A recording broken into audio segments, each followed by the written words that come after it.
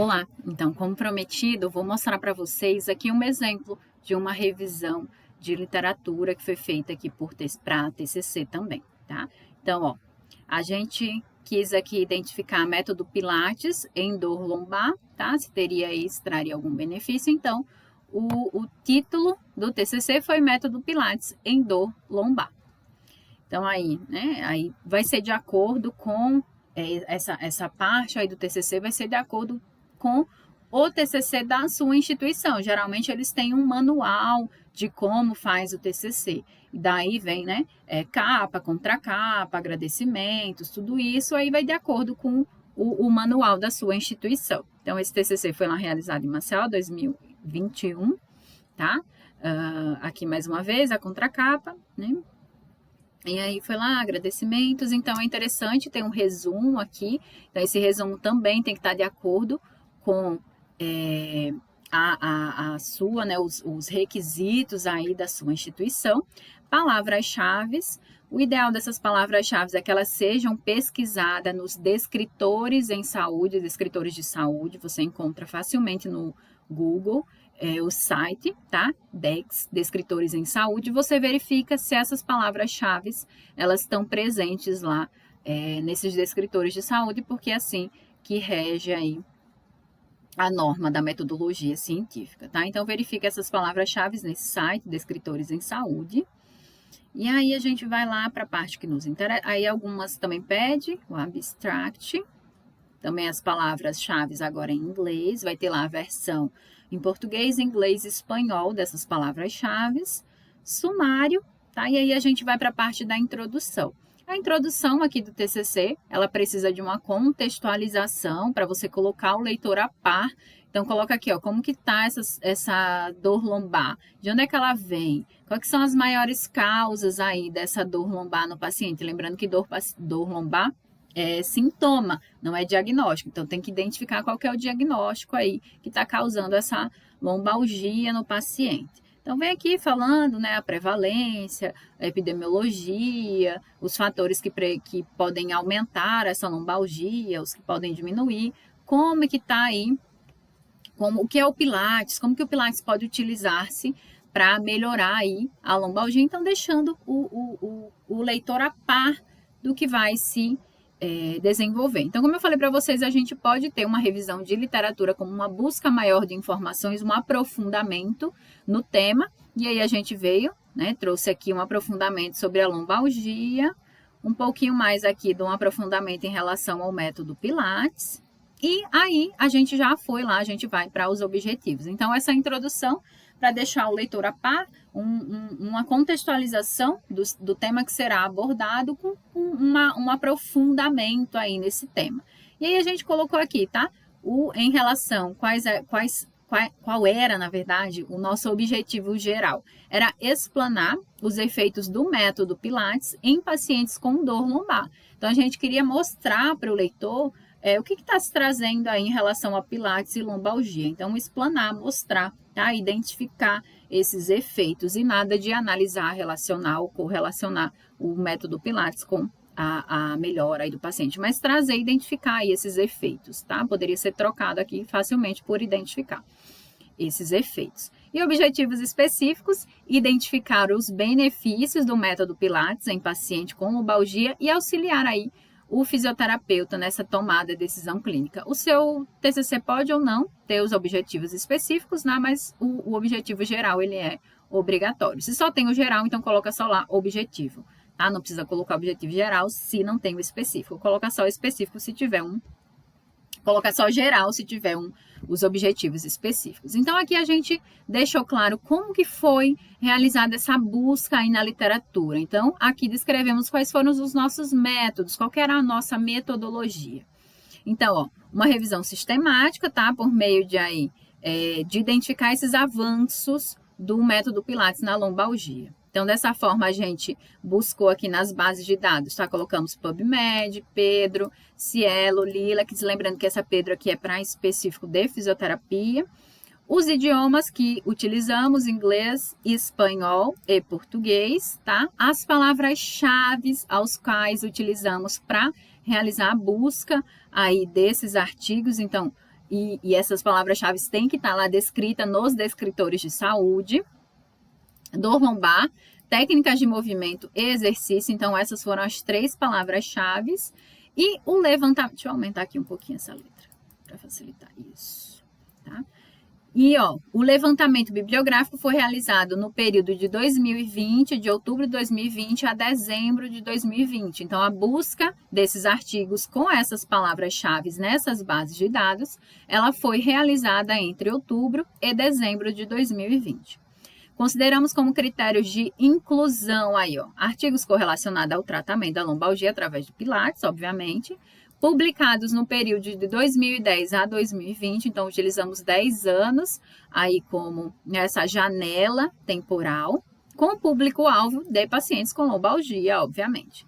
O critério de exclusão, nós excluímos aí artigos que não estavam disponíveis na íntegras, resumos, estudos pilotos e revisões de literatura. Poderíamos até aqui, como critério de inclusão, lombalgia na população idosa, lombalgia nas mulheres, lombalgia em atletas. Então, aqui nós poderíamos utilizar como critério de exclusão idosos acima de 85 anos, mulheres na menopausa. Então, seria, nosso critério de inclusão seria mulheres e a exclusão mulheres na menopausa.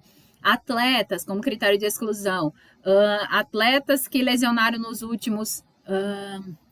avaliação de atletas na fase aguda, a gente queria mais uma avaliação do método Pilates em atletas com dor lombar crônica, tá? Então, aqui poderia também estar no critério de exclusão, dor lombar na fase aguda ou dor lombar na fase crônica, tá? Então, aí você vai aí, incluindo ou excluindo as variáveis, a população que vai te responder de uma melhor forma a essa pergunta inicial lá, tá?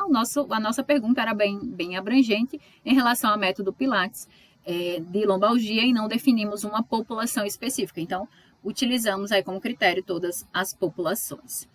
Aí, após a coleta, tá? Foram realizadas aí análises preliminares. O ideal é que vocês olhem lá o título do artigo, então por esse título vocês definem se esse artigo vai ser incluído ou não. Depois vocês leem o resumo e aí você faz de novo esse critério, vai ser incluído ou excluído. E finalmente você lê o artigo na íntegra. Então ele tem que passar por esse filtro para você fazer essa sua revisão de literatura, independente se ela é narrativa, integrativa ou sistemática. Então tem que seguir esses passos. Lê o título, lê o resumo e depois lê o artigo na íntegra. Quando você for ler esse artigo na íntegra, o ideal é que você faça uma espécie de fichamento para esse artigo. Coloca ali qual é a metodologia que ele utilizou, qual é o ano de publicação do artigo, quem foram os autores, o que eles chegaram como conclusão aí desse artigo, tá? Então, o ideal é que vocês vão fazendo esse resuminho para facilitar na hora que você for fazer os resultados e na hora que você for escrever também a sua discussão. Então, é bacana fazer essa catalogação, aí, esse fichamento desses artigos que forem lendo, tá? Então, após aqui, realiza essa leitura exploratória, como eu falei, dos títulos, o resumo, e aí seleciona os artigos propriamente que serão lidos aí de forma na íntegra, tá? O que mais aqui? Aí vem os resultados. Então, aqui fechamos a metodologia, tá? Seguindo aí esses passos. E aí a gente vai aqui para a parte de resultados. É muito bacana ter esse fluxograma lá no teu trabalho, tá? Então, aqui, os artigos encontrados naquelas bases foram 37 artigos, lá no Cielo, PubMed, no Pedro, tá? 37, sendo aqui, 10 no PubMed, 6 no Cielo, 20 na Lilacs e 1 no Pedro. Aqui, você pode colocar, tá, a avaliação. Depois que leu o título e o resumo, aqui, dos 10, 6 continuaram incluídos lá na nossa amostra e 4 foram excluídos. Na Cielo, a mesma coisa, Lilacs, a mesma coisa e na Pedro, a mesma coisa, baseado naqueles critérios de inclusão e exclusão que você colocou na sua metodologia. E, finalmente, a leitura na íntegra. A partir da leitura na íntegra, você pode também excluir ainda alguns artigos, tá? Então, aqui, desses 5 do PubMed, aí a gente tem aqui, na verdade, desses 6 que foram incluídos, aí 5 continuaram foram incluídos ao final e 1 foi excluído. E assim em todas as outras bases aqui de dado a partir da leitura da íntegra. Então, aqui, ó, um total de 8 artigos foram incluídos e 29 artigos foram excluídos. Então, aqui já está claro para o leitor de onde vieram e quais foram excluídos. Para ficar ainda mais bacana esses resultados, vocês podem até colocar lá, tá? Ó, esse aqui, após a leitura da avaliação do título e resumo, esses 4 foram excluídos. Por que eles foram excluídos? Será que a população era diferente? Será que utilizaram Pilates e hidroterapia e eu quero trabalhar apenas com o benefício do Pilates na lombalgia? Então, é bacana também o leitor saber por que eles foram excluídos, para realmente entender aí o porquê dessa exclusão, tá? Aqui até ficou sem, mas é bacana vocês colocarem. E aqui, ó, finalmente, o autor, aí vocês fazem essa tabela, deixa eu deixar aqui mais de longe, essa tabela que aí vão ser os artigos que realmente foram incluídos lá. Então, eu costumo deixar um quadro aqui, colocar o autor, tá? Os autores e o ano. Um quadrinho aqui, uma coluna para os objetivos. Quais eram os objetivos dos trabalhos que vocês analisaram, dos artigos? Qual foi a metodologia que foi empregada? Que é aquele resumo que eu falei para vocês inicialmente. E, finalmente, a qual conclusão esses artigos chegaram, tá? Então, você vai descrevendo aqui, ó, cada linha com um artigo diferente, um autor com sua objetivo, metodologia e conclusão específicos. Aqui, ó, vamos descendo, aqui tá na seção de resultados ainda, tá? E aí a gente chega na parte da discussão. E a discussão, como eu falei anteriormente, é aquela brincadeira que você vai fazer aqui. Vai identificar, né, o que os artigos estão dizendo. Será que o Pilates funciona para lombalgia? Será que ele não funciona? Se ele funciona, por que ele funciona? Se ele não funciona, por que ele não funciona? Qual foi a população que foi investigada? Qual foram a quantidade de sessões? O Pilates funcionou só quando estava associado com outra coisa? Opa, será que foi o Pilates, então? Será que não foi outra coisa?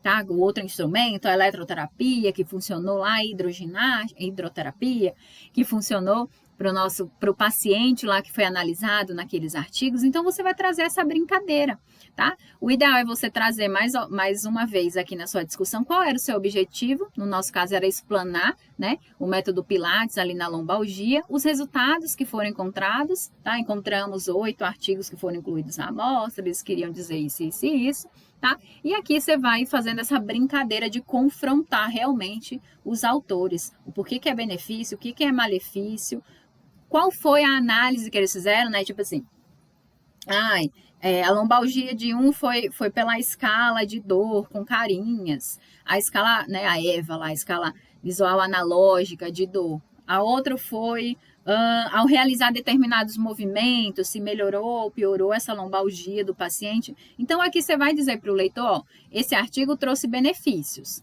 E esse artigo trouxe benefícios por isso, isso e isso. Tá? Estima-se que seja por isso, sugere que seja isso. Então, aqui você vai fazer essa brincadeira na discussão de confrontar realmente os artigos que vocês encontraram. Se eles forem discordantes, e encontrar um ponto comum se eles forem concordantes, se eles encontraram benefício. Então, por que aconteceu esse benefício? Será que todos encontraram benefício devido à mesma causa ali inicial? Tá? Então, é nessa parte que você faz essa brincadeira aqui, nessa discussão.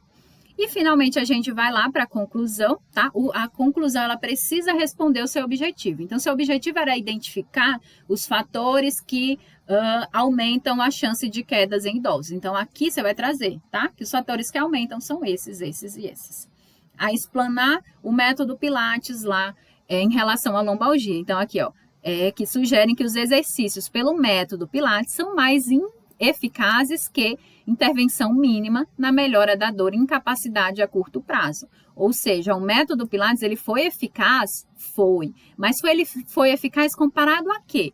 A uma intervenção mínima. Vamos pensar uma mudança de postura que o paciente fazia, a não realizar nada, né, a mudar a alimentação. Então, uma intervenção mínima. Aí os benefícios demonstraram que os exercícios podem ser recomendados no tratamento da lombalgia, já que ele traz, né, benefícios e podem colaborar aí com a tomada de decisões desse fisioterapeuta.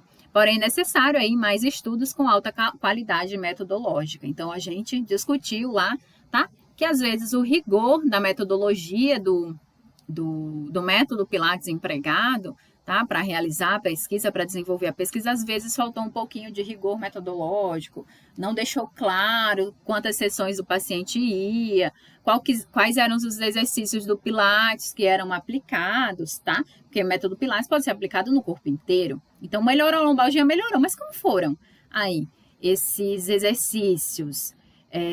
O que era? O que mexia aí nesse paciente? Que parte que mexia? Então, né, é bom deixar claro, você olhar lá esse artigo ele tem que ter uma metodologia bacana também, que a gente sabe que toda doença que o paciente apresenta, o paciente pode melhorar e o paciente pode piorar, sem a gente fazer intervenção nenhuma. Esses são os dois caminhos que o paciente tende a seguir, né? Uma melhora que pode culminar com a cura da doença ou de sintoma, ou uma piora e esse paciente, né, possa vir aí a ter alguma sequela permanente, a chegar até a morrer a partir daquele sintoma que o paciente está apresentando. Então, a gente precisa garantir que aquela intervenção que eu realizei, ela realmente foi a que trouxe melhora para o paciente.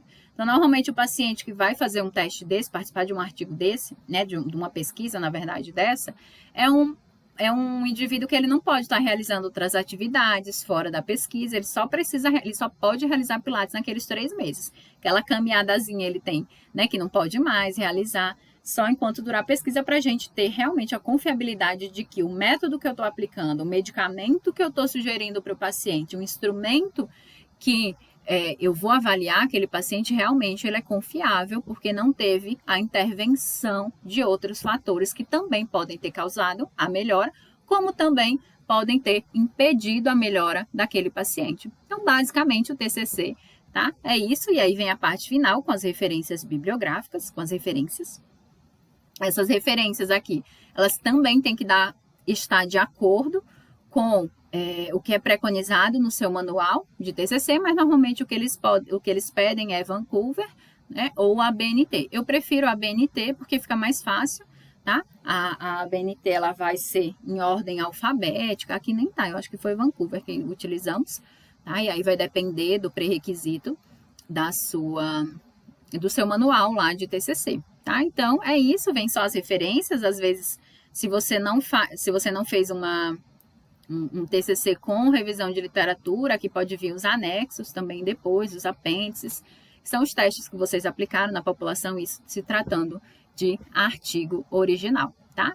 Então, eu espero que tenha sanado algumas dúvidas de vocês aí. Infelizmente, eu não posso, né? Não consigo ler o TCC de todo mundo para ir pontuando ali os aspectos positivos ou os que precisam ser melhorados, mas espero que a partir desses 2 vídeos vocês consigam caminhar aí, tá? De uma forma mais segura, de uma forma mais rápida e que possa finalmente concluir aí o seu trabalho de conclusão de curso, que eu sei que é um momento muito difícil, a ansiedade está a 1000, afinal vocês ainda serão avaliados por tudo que escreveram e também pelo que irão apresentar, mas é aquele mal necessário. Tá? E a partir do TCC, eu digo sempre, veja o TCC, né, o seu trabalho de conclusão de curso, como um aliado, como um momento onde você vai ali refinar o seu rigor metodológico, onde você vai refinar a sua crítica, onde você vai realmente começar a entender o que é um artigo bom, o que é um artigo ruim, o que é um rigor metodológico, o que é um artigo com uma metodologia confiável e o que é um artigo que não tem uma metodologia tão confiável assim. Que é o que a gente vai fazer, o que vocês irão fazer para o resto da vida de vocês, na vida acadêmica. Eu espero que a partir da formação aí de vocês receberem o diploma de vocês, vocês não tratem o paciente de vocês por achismos, mas vão lá sentar e fazer sempre aquela revisão da literatura. Não com todos esses rigores aí para escrever, mas com aquele rigor para realmente entender o que é um artigo bacana, o que é um artigo bom, o que é um artigo que você pode se basear realmente para fazer o tratamento do seu paciente, ou o que é um artigo ruim e que não vai trazer benefícios para o seu paciente, tá? Então, eu espero ter ajudado e é isso. Um beijo.